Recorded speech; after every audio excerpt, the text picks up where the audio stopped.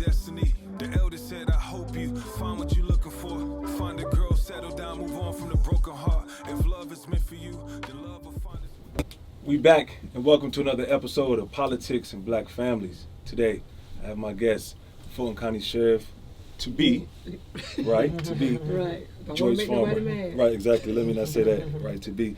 How you doing today? I'm good. How are you? I'm good. Thank you for joining us. Thank you for having me. Indeed, indeed. So let's just get started. Tell me, why are you running for sheriff office? Well, I'm running for sheriff because I understand the significance of building trust between the law enforcement and the community we serve. It's so important for us to be transparent. And as the community who's going to put me in office, they're my boss. Yeah. So I need to make myself available. Yeah. And the conditions of that jail that really pushed me to run. And one particular case, that man that was eating with them bugs. Yeah, I read about it. Was it true? True. So how does that happen? Explain that to us.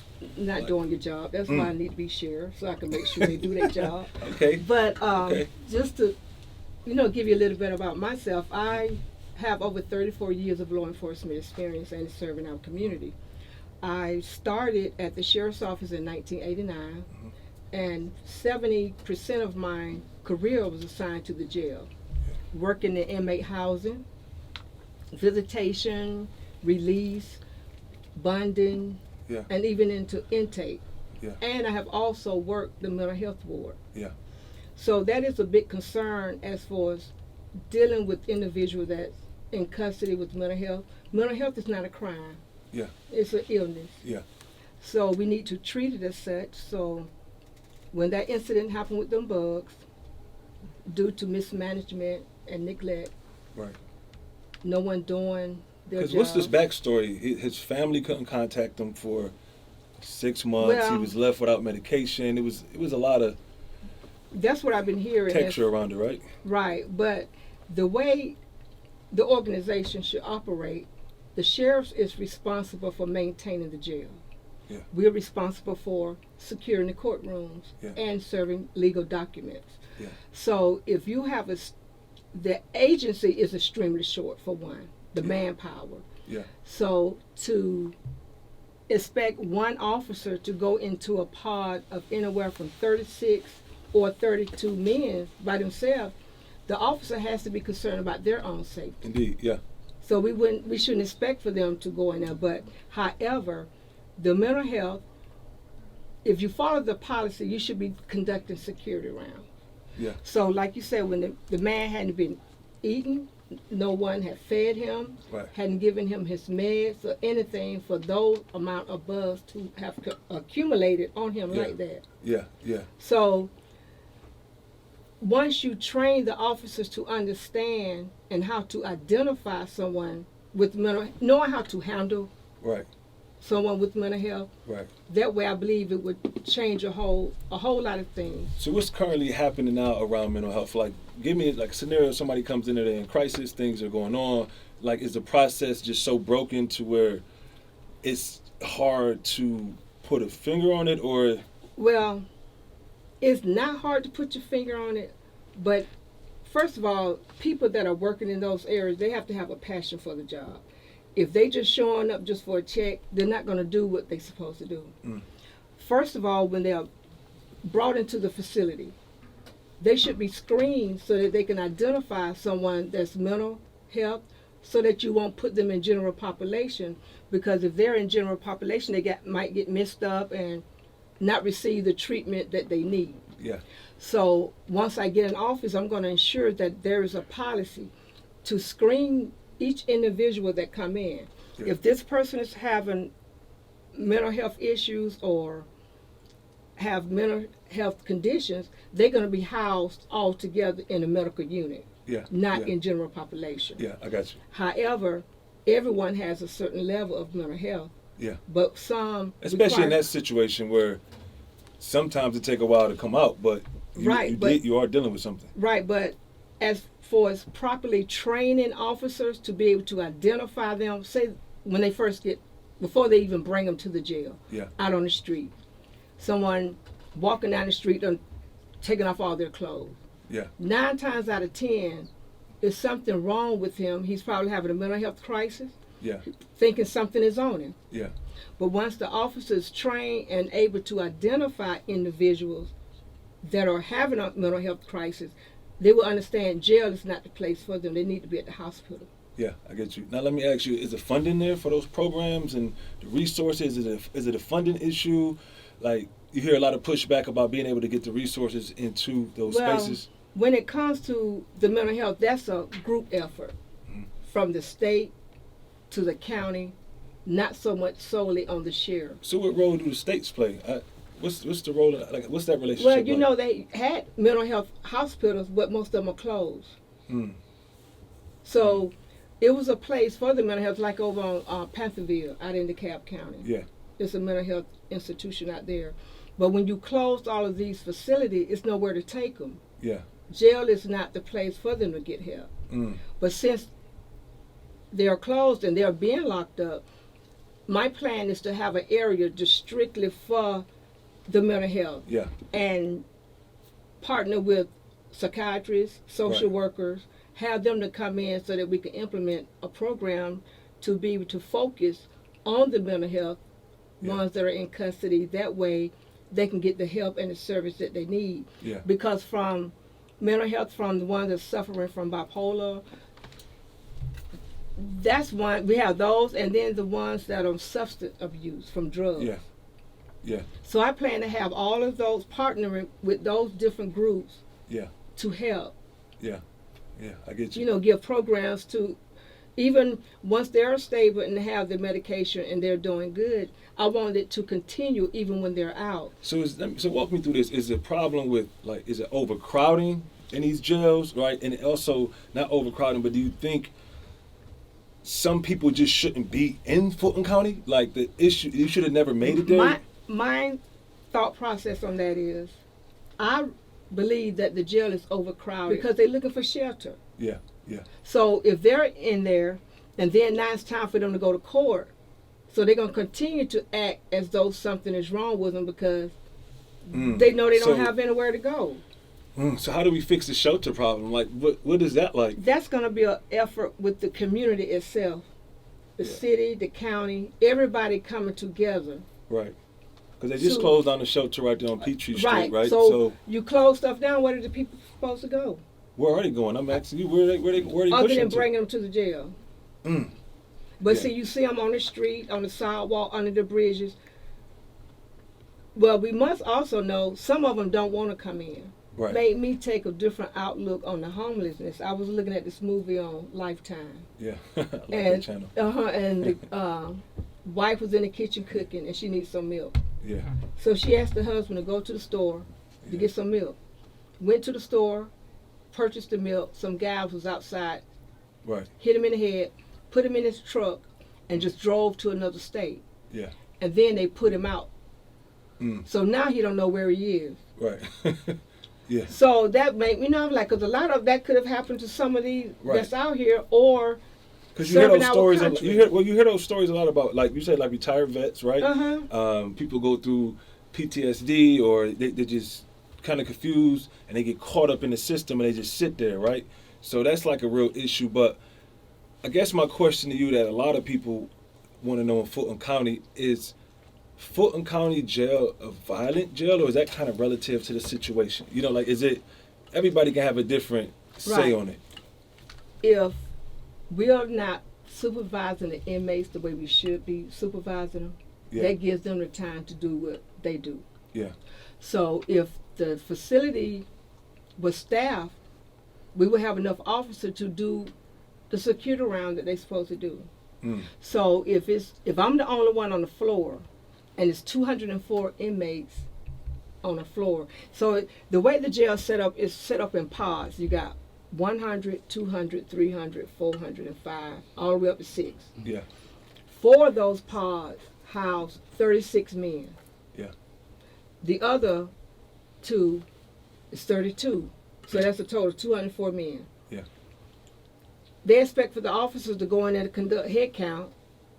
But if I'm going to do head count, the inmate asks me, "What you doing in here? We got this. Get out of here." Yeah.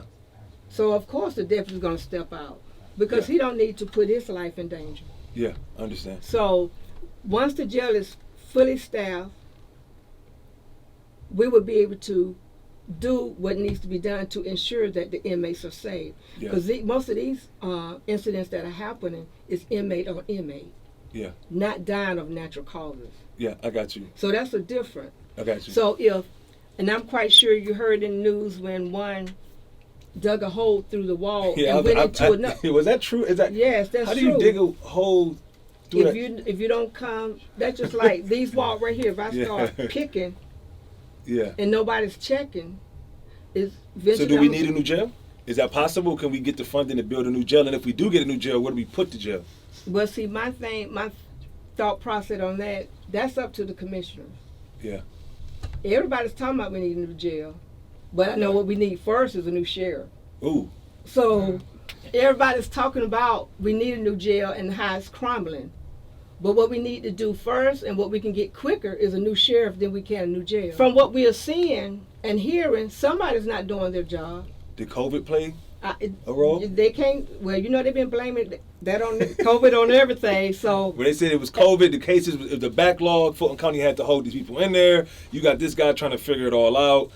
So I don't know if COVID had anything to do with it or not, but you know what? It might, because that's when people start working from home. Well, hold on, make the connection. Working from home. Yeah. With the COVID, because when COVID took place, folks didn't want to come back into the workplace. Oh, I see. So if the DA is short because they can't move cases, which makes the jail crowded because no one's getting out. Yeah. So that could have right. You have to consider it. Right, and the thing, I'm not saying he's a bad guy. Yeah. It's just decisions and choices that he made that I wouldn't make. Yeah.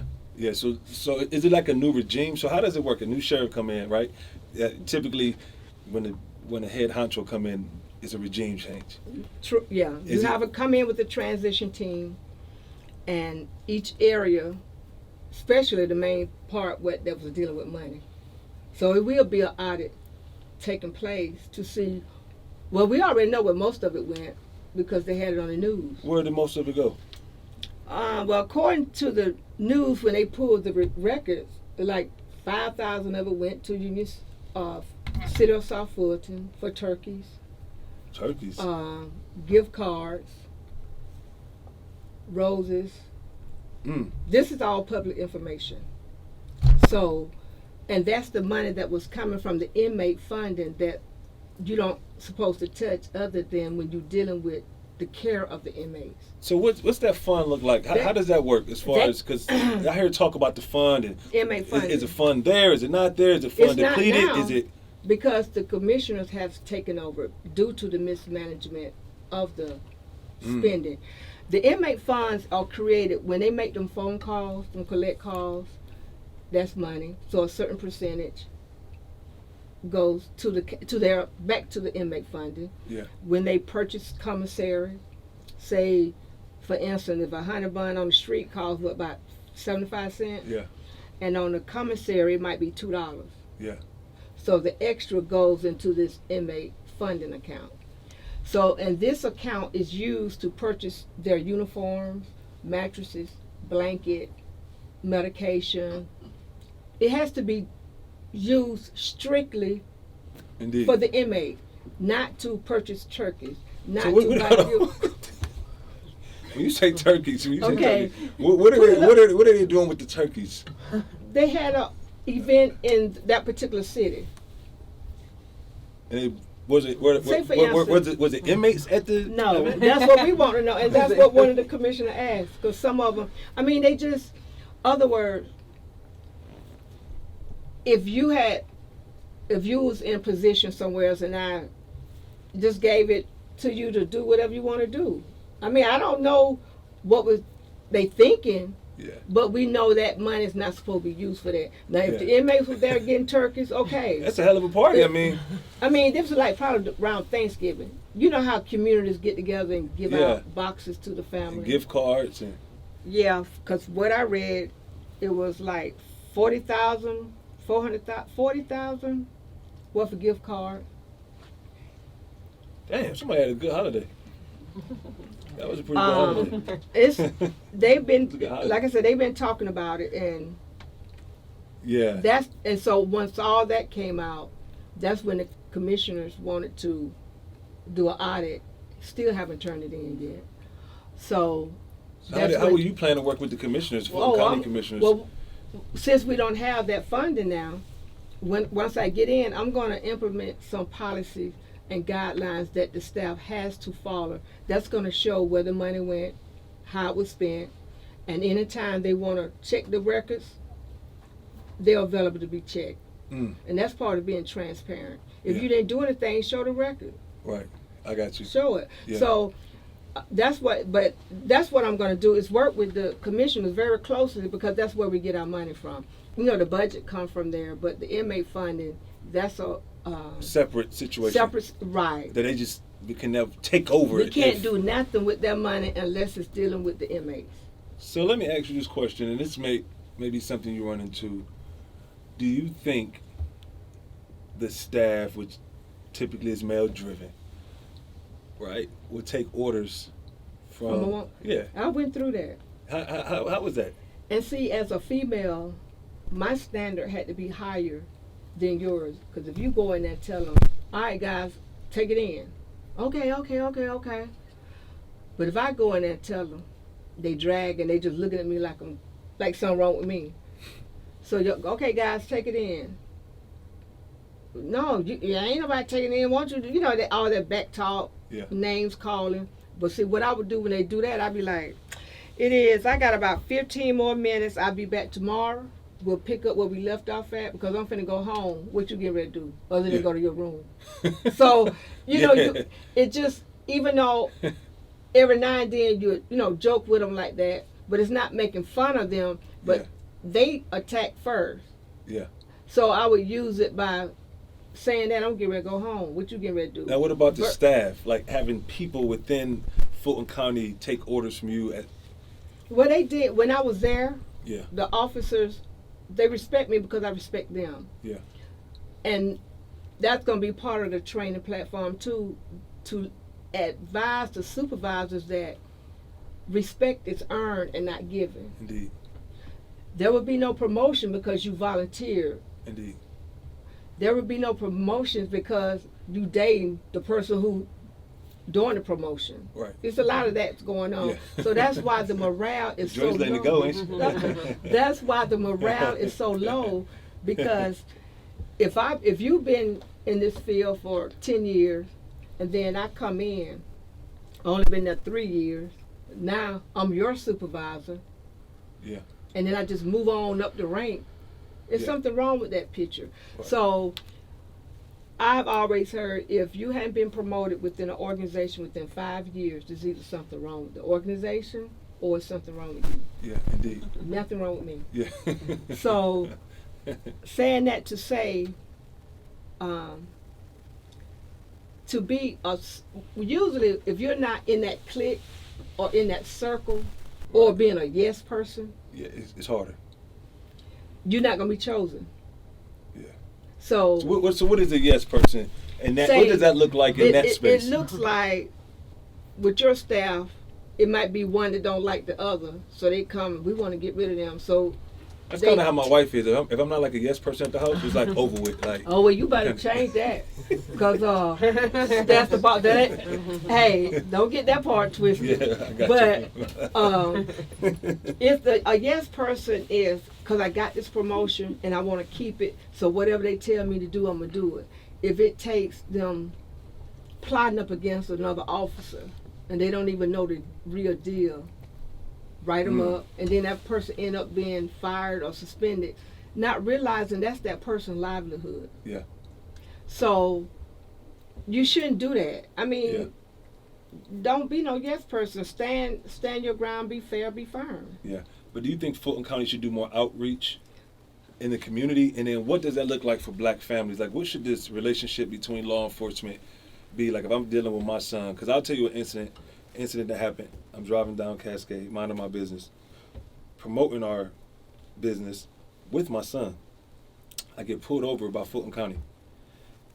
They pulled me over. The sheriff? The sheriff, right?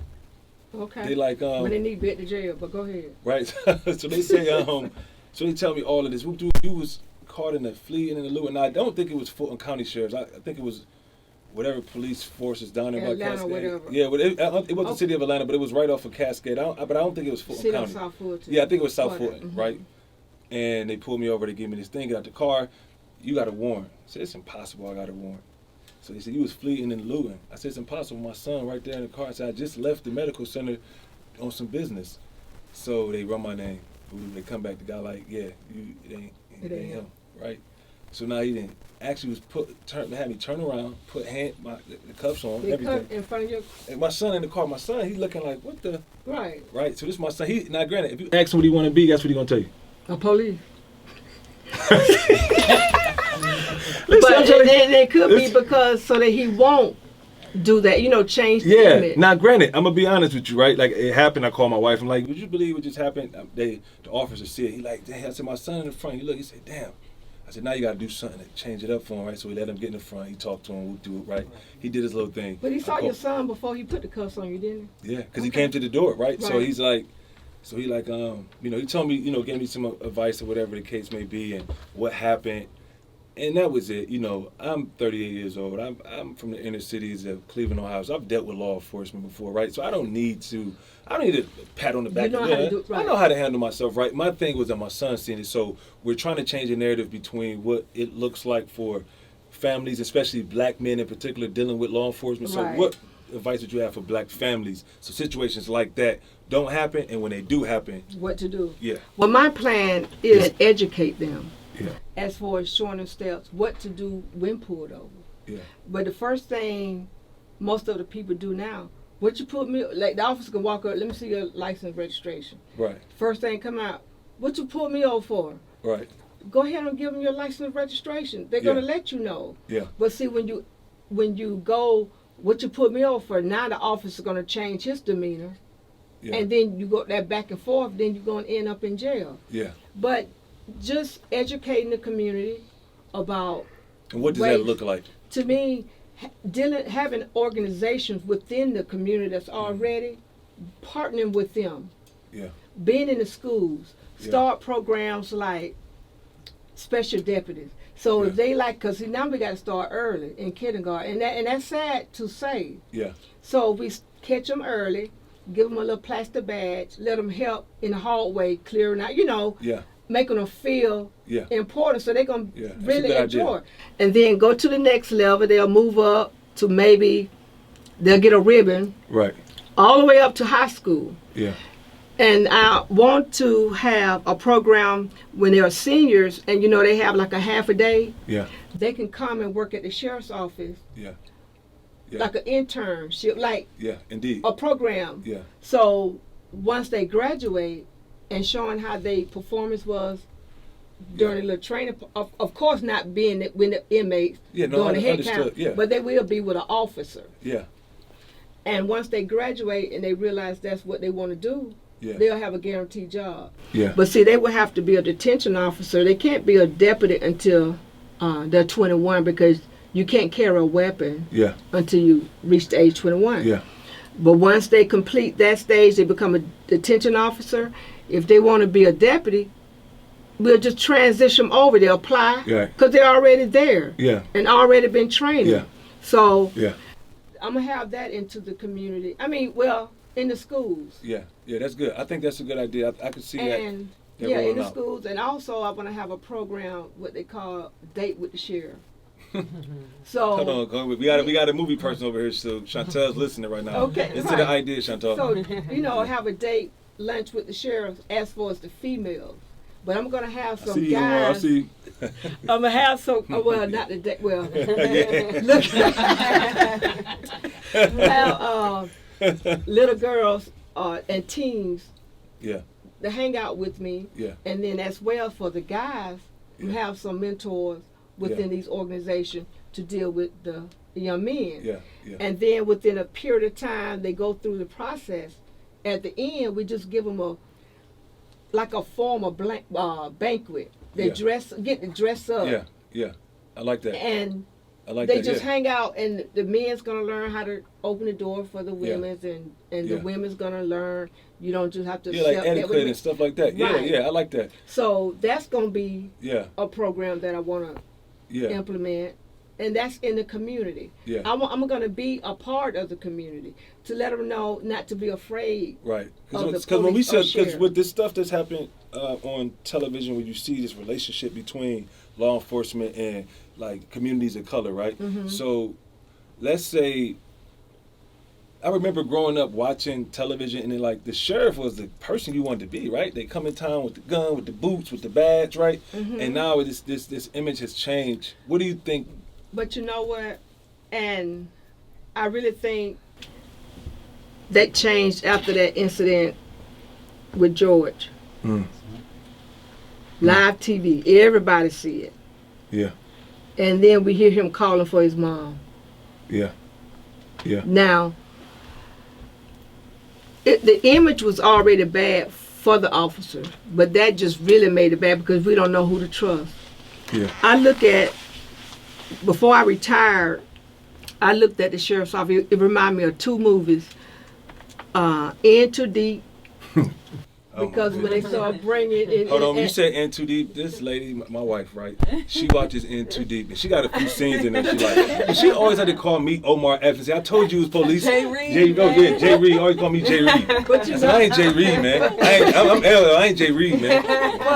And the reason I compared You them hear with that? Go me Jay Reed. Go me Jay Reed. Like I'm the one that turned on like that. Right, but what the reason I compared them with that is because when an officer start bringing in contraband, and then all of a sudden they want to stop, they in too deep in it. Now they can't stop.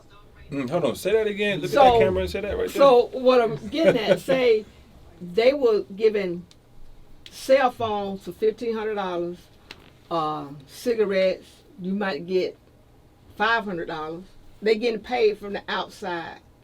So if I bring you in a pack of cigarettes, the folks on the outside gonna give me $500. You know. Yeah. So I guess they looking at, man, that's easy money compared to what they paying me here.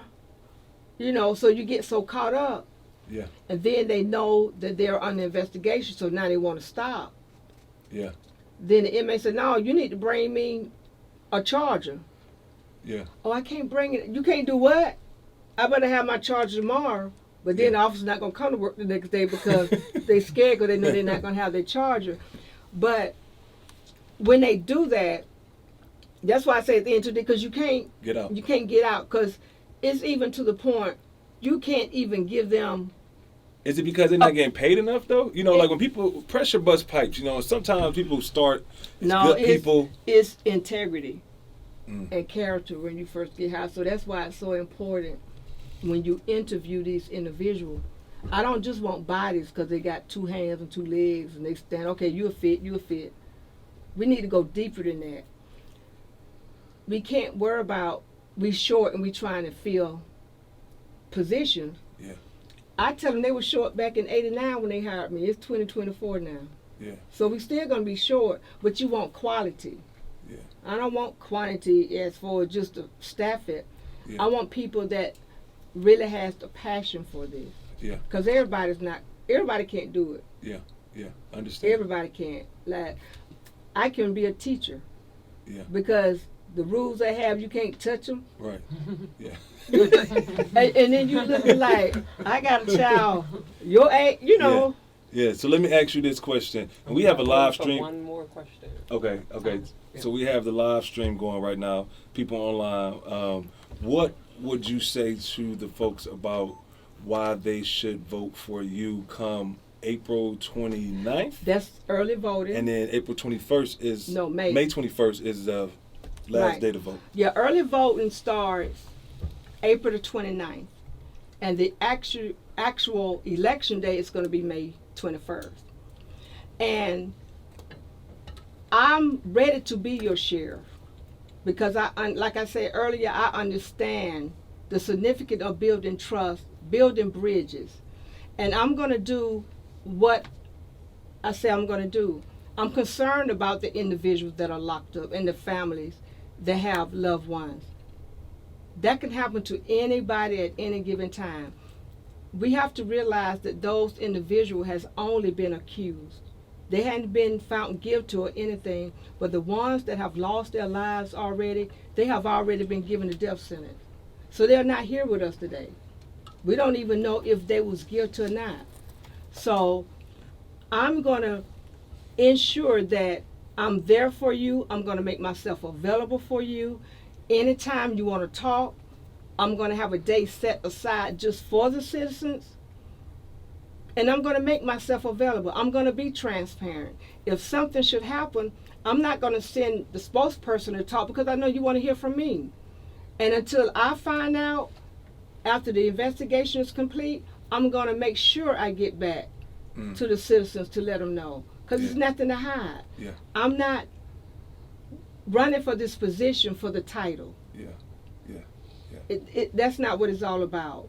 It's about the passion that I have for people. And I really believe, I know I can't say the word, but if I get one, then that's one out the way. Then I go get the next one. That's another one. Yeah. And that's what I want to do for us all to come together.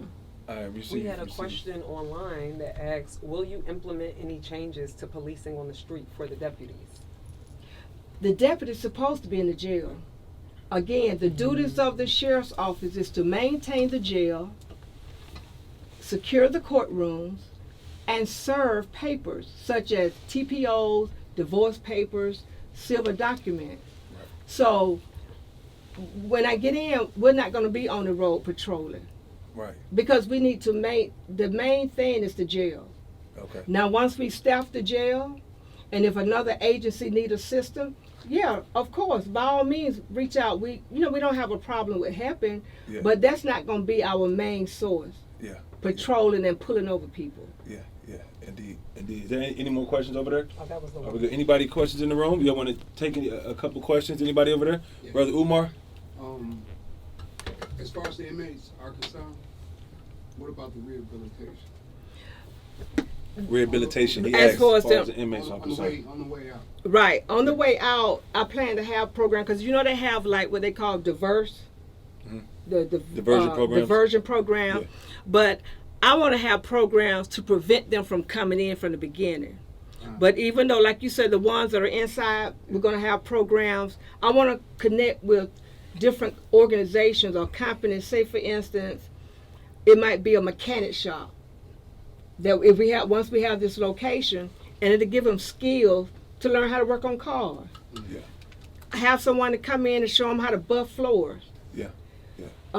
Have someone to come in, have a culinary class to show them how to cook. Yeah. Because we had that when I was there, and once they graduated from the program, they end up with jobs at a 5-star hotel. Yeah. So you never know who's who when it comes to that, but I really truly believe in giving people second chances. Yeah, indeed. Because once you show them that you care and you want to put into their life, they'll be willing to participate in the program to keep them out of jail. Gotcha.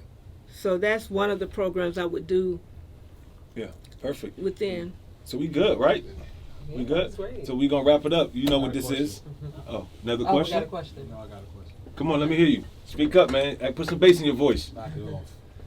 So a lot of times in politics, and everybody want to know, what are you going to do when you give a great speech? I want to know a little something different. So give me an example. Tell me the story of in your law enforcement career, one of your failures, and what did you learn from it? It's a great question. He's One of my a romantic guy. Right, it's okay. I'm trying to think of my failure. Not saying that I'm perfect, because I was one of the ones that followed the policy. I'm a book person.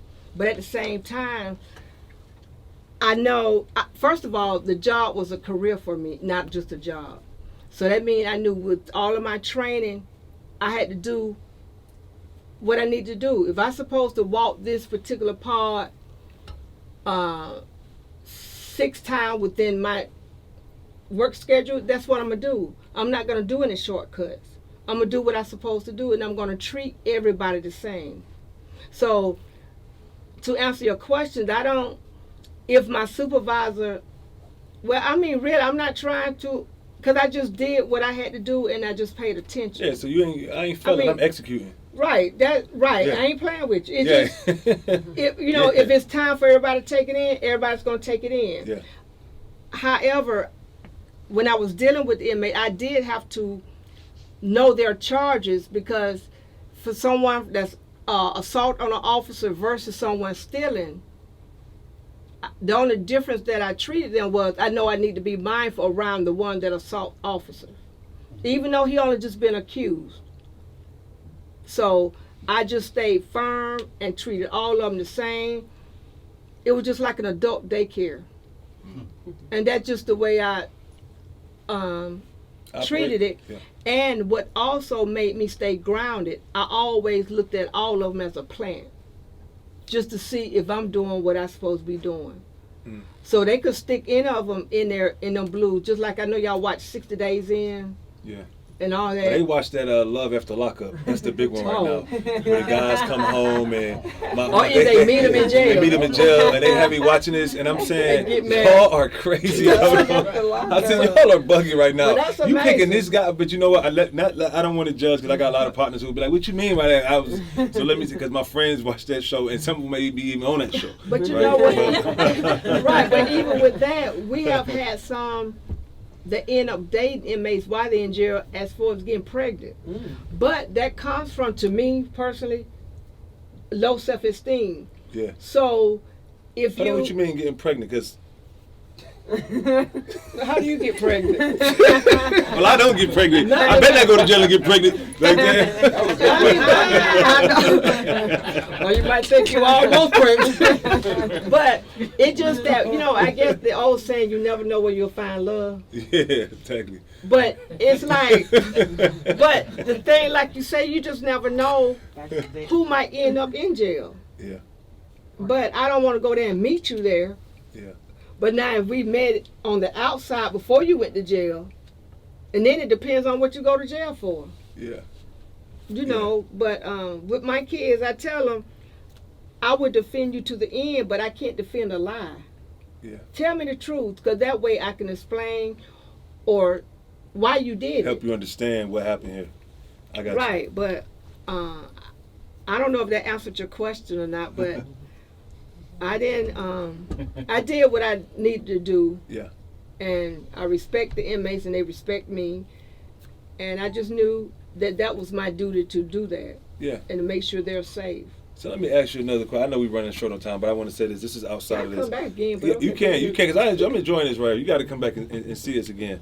Tell me your top 2 soul albums, soul music that you play to get you going. The top 2.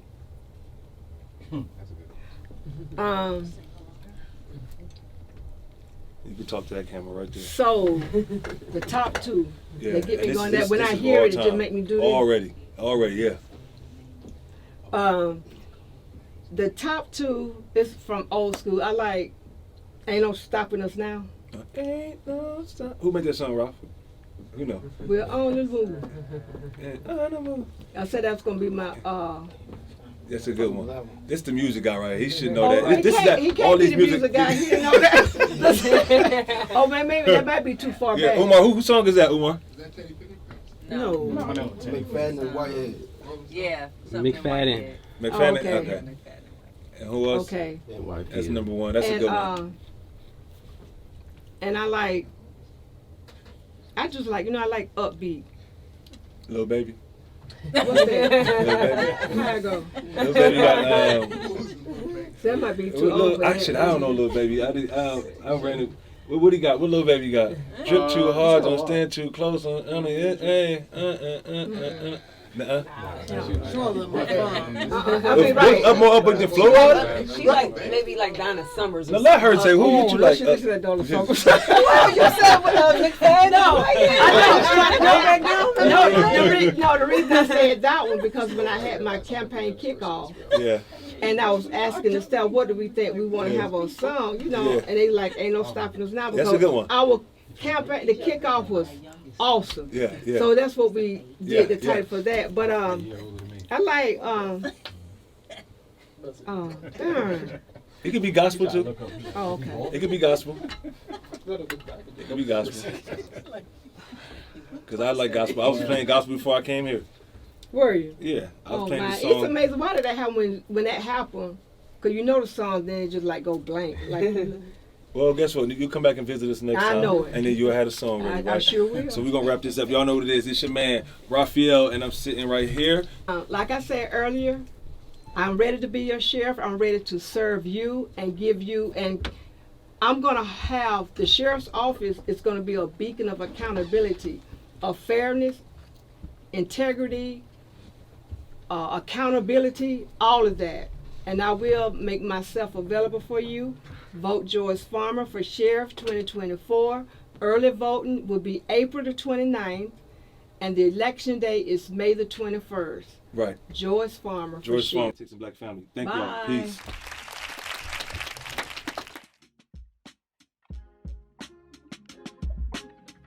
No fathers in the home, we gotta fix that.